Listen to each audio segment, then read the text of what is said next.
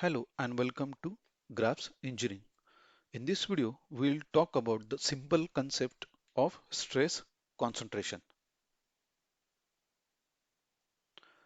So why do many mechanical parts fail near the hole or sharp corners or at the discontinuity region? So for example, if you see, this is what your a rectangular plate with the hole. And at this whole region, you can see that a very high stresses were developed. These are like localized stresses. So these stresses are called as a stress concentration region.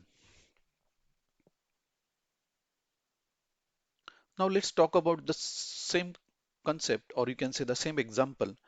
This is what your rectangular plate, one end is fixed while the another end is applied with the pull force or tensile force.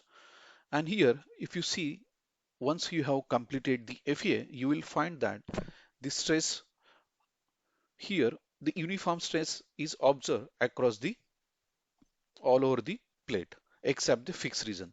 Okay, but here if you see the region, the complete region uniform stress is observed. So when a plate is subjected to tensile load, the stress distribution is almost uniform across the section. Now let's talk about the similar example, but here we will do we will consider the hole in a rectangular plate region. Okay, now if you see your stresses becomes non-uniform and higher stresses were developed at the whole region. You can see that these are what your localized stresses are developed in the whole region. So if we introduce a hole in the plate, the load path changes and stress increases around the whole boundary region. So geometric discontinuity such as whether it is hole, notches or sudden change in cross sections where the local stresses increases as we apply the load. So these local stresses are called as a stress concentration. Okay. Now let's talk about when we see the stress concentration, it is always you can say that demonstrated by the factor.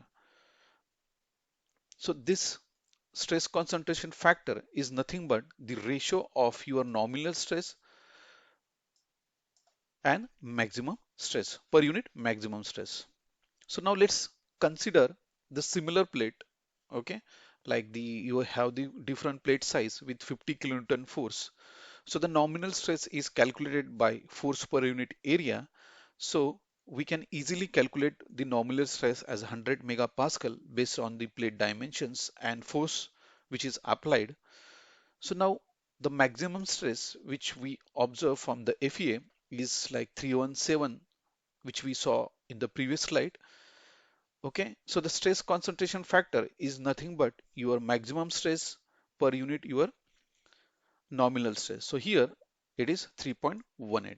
So in practice you will get around 3. So it is more closer to your accurate values, or you can say more closer to your analytical values. So likewise you can calculate first, identify the stress concentration, whether it is stress concentration region or not. If you find out, then calculate the stress concentration factor.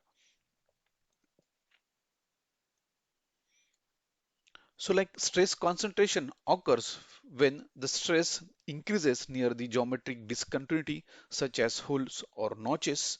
So engineers always think of reducing the stress concentration regions either by adding fillet, smooth transitions, modifying the design, for example, adding reinforcing pad, steepeners or some thickness, localized thickness across the stress concentration region. So thank you.